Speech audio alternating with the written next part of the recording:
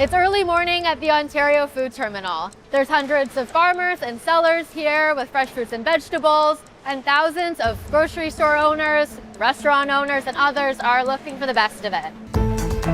It's a hub of activity that moves 2 billion pounds of fresh fruits and vegetables every year. But will building more places like this across Canada bring lower prices?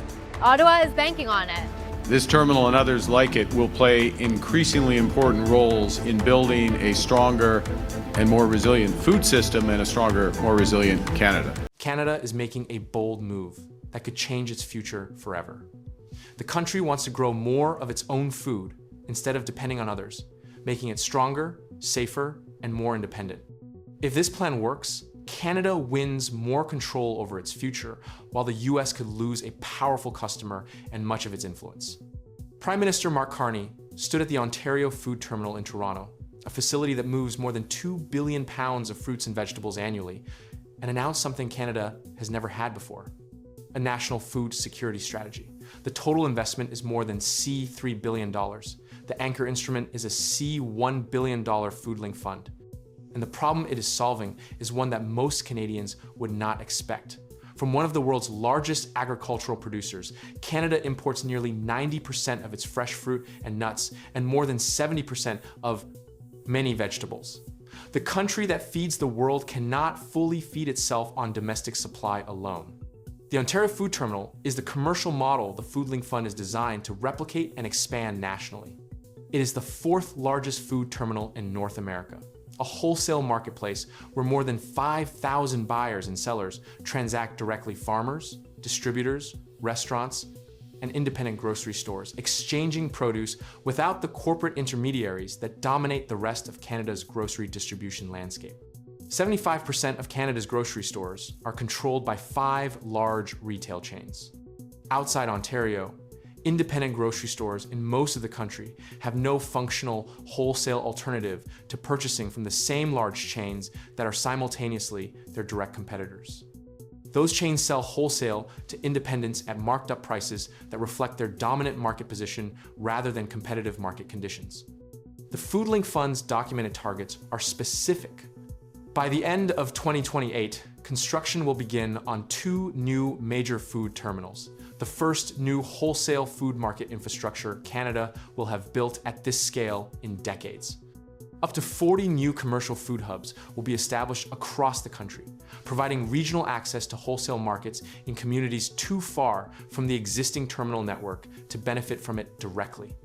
Within 4 years, the strategy targets a 15% increase in the number of independent grocers buying from food terminals or hubs, and a 25% increase in local food sales from small and mid-sized producers. These are not aspirational general goals.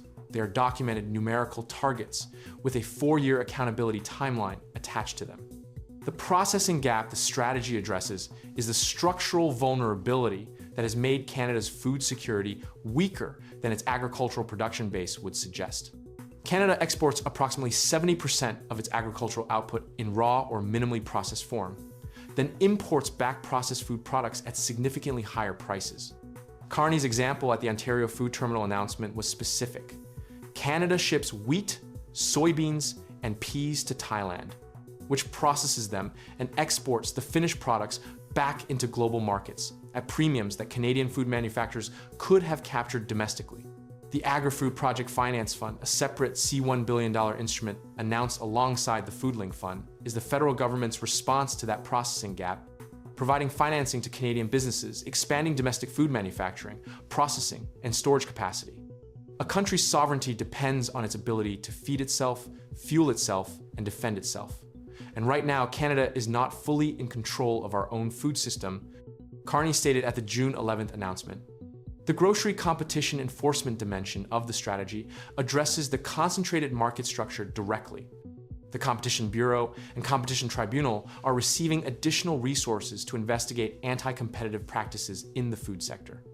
The government is also moving to amend privacy legislation to prohibit surveillance, pricing the practice of using consumer behavioral data to charge individual customers higher prices than posted retail rates. These 2 regulatory interventions target the same market structure from different angles.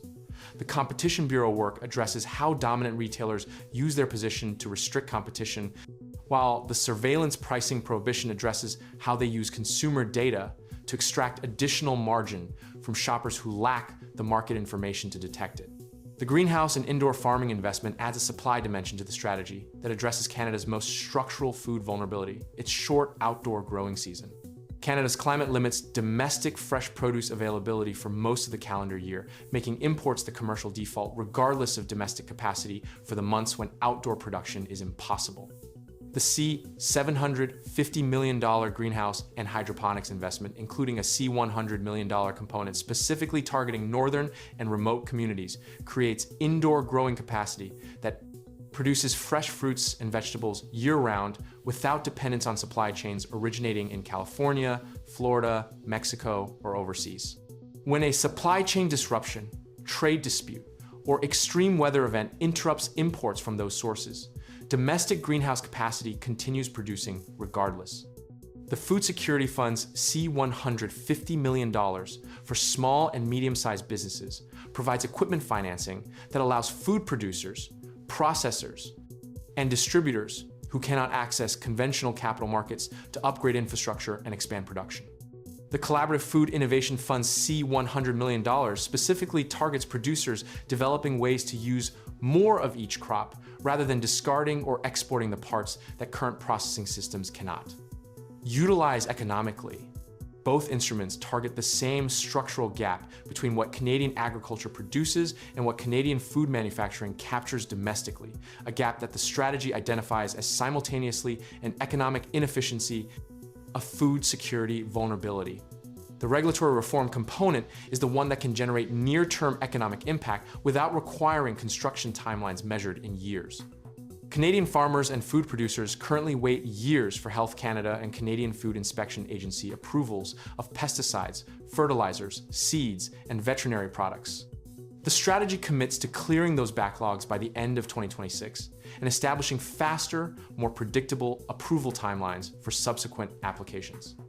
Every year of approval delay costs Canadian producers access to inputs that competitors in the United States, Europe, and Australia are already using a competitive disadvantage that tariffs and trade barriers compound rather than offset.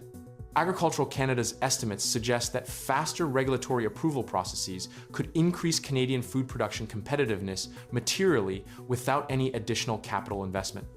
Canada pledged to boost the food sector as grocery costs continue rising, framing the announcement in the specific consumer cost context that has driven Canadian public concern about food inflation for 2 consecutive years. Grocery prices have increased approximately 35% since 2019. The average Canadian household now spends more than $10,000 per year on food.